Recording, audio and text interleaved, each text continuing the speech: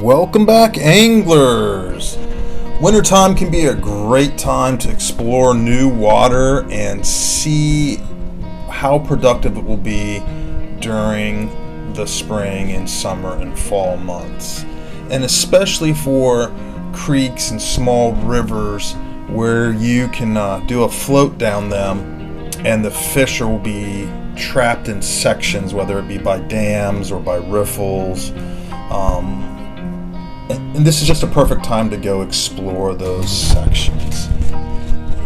And when I say wintertime, I mean like 45-degree water and lower, roughly speaking.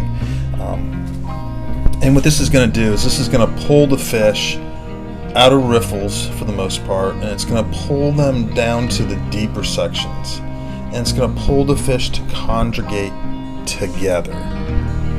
And this will give you a chance to catch more of the fish. And a lot of times when the water's above 40, but below 45, so between 40 and 45, they'll school up by size. So if you find a couple schools, you can kind of figure out what the size of the fish are in that area by fishing those sections and fishing those schools. And what you really want to look for is you're going to spend a lot of time going down the river and scanning with your electronics, and you're going to look for the deeper holes and the eddies that have slack water behind them, especially around those deeper holes and pockets.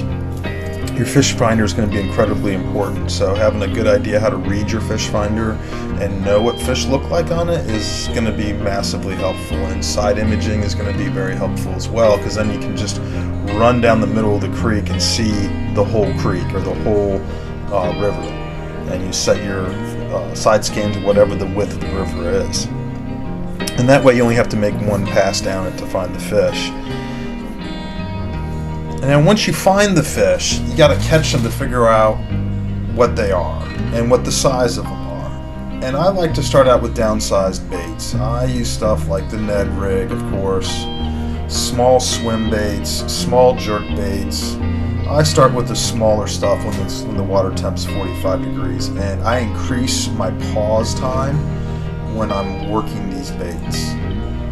So if I'm working the Ned rig or a small Texas rig worm, I will pause it twice as long as I would when the water's warmer. And I will give it the lazy pull, where I kind of just pull up and then let it fall, pull up a little bit, or it's not even really falling, you're just kind of dragging it and then pausing it, dragging it, pausing it, dragging it, pausing it, with a small pop every now and then. Swim baits, I've talked about these multiple times, and I like to cast them way out there and do this time of year when the water's this cold, 45-degree water or lower. I like to cast them way out there and do a slow retrieve to the middle of the water column with a pause where it hits the bottom, and then I retrieve it back up to the middle of the water column, then I pause and let it hit the bottom. And for this trip that I recently went on, it worked like magic. The swim bait was the bait. I barely got bites on anything else. And it was all about the swim bait, and it was all about the pause. And it really, I caught big crappie, I caught a lot of small bass. Now, unfortunately, the video you're seeing of this trip, you're not going to see any big bass in there because this was a brand new section to me. And what I found out was that in this section of the river, it's got a lot of small fish in it. I didn't run across anything that was worth coming there for like an online tournament or anything like that. It really had a high number of big crappie and small bass. Will I go back there? Probably not anytime soon. But I did learn where not to go. So, and this is why you explore new waters, to find where the productive water is. And it was very productive, it just wasn't productive for big fish. So guys, I'm gonna walk you through a couple of the casts I made just to show you how I'm working that swim bait, and here we go with that. Here we go with a long cast. Throw it way out there, and this is a little 1/4 ounce swim bait. And I'm retrieving it just a little bit, and then I'm gonna pause it and let it hit the bottom.